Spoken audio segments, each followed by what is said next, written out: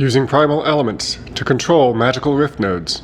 It's all in a day's work in Riftforce, a Games Unlimited pick of the week.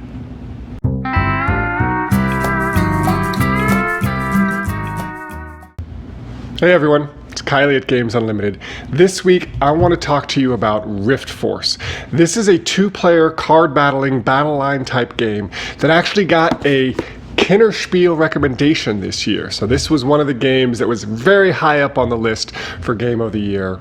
This is a two-player back and forth battle line style game. So you're going to be playing elements to your side of the board. There are 5 different rift zones here, and you're going to be playing elements in an attempt to control these zones. One of the ways that you're going to get points is if you take the action to draw cards and you have elements on your side of any of the battlegrounds, but your opponent does not, you're going to get a point for that. But the game's going to start with a draft for the elements. There are 10 different elements in the game. You've got earth, air, fire, water, shadow, crystal, a few different elements there. And each player is going to shuffle together a deck of 4 of the elements. So you're randomly going to be given an element at the beginning, and then the rest will be laid out and each of you take turns choosing. This is going to create a unique combination for you because how the different elements interact is going to really affect your gameplay. Then during the game, you're going to do one of 3 actions. I mentioned one of those. One of them is to draw back up. So you have a hand of 7 cards. You don't draw back up naturally. You're going to have to choose when you want to draw back up. And that's important because obviously having cards in your hand is useful, but also if you choose to draw when you control any of the battlegrounds, you're going to get points for that. But the real gameplay happens when choosing to lay down elements. So this is how you're going to make sure that you don't lose control of the battlegrounds, is by playing elements to the different battlegrounds. You do this by choosing either an element or a number. I haven't mentioned that each of the elements comes in numbers 5, 6, and 7. You're going to have a distribution of each of those.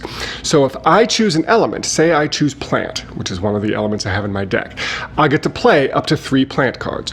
Or I can choose the number 6 and play up to 3 cards that have the number 6 on them. They don't have to be plant. I could play plant, I could play shadow, I could play life. Any of my cards that have a 6, up to 3 of them. They can all be played on the same battle line, which gives you a lot of power there, or you can play them on up to 3 adjacent spots. That'll spread you out and allow you to control more things.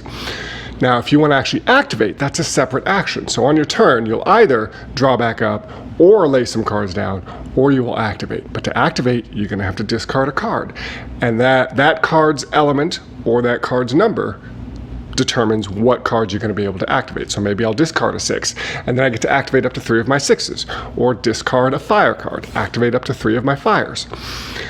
Each element is going to activate a little bit differently. Activation involves doing damage to opposing elements at that zone. If you can do enough damage, you will knock them out, helping you get control, but you also get a point for knocking out the opposing elements. So fire, for example, does a lot of damage. Fire does 3 points of damage to one of the elements on the opposing side, but it also does 1 point of damage to an element on your side.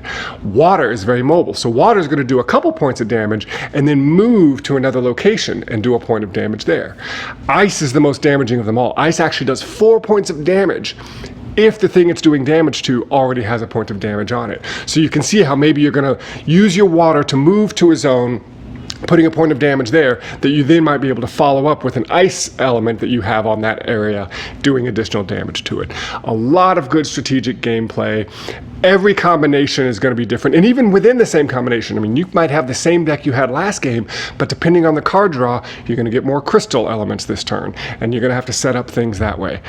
I've had a blast with Riftforce. This is a great game. If you've played Battle Line, Shot and Totten, even something like Lost Cities that has a little bit of that back and forth. Of course, this has an aggressiveness to it.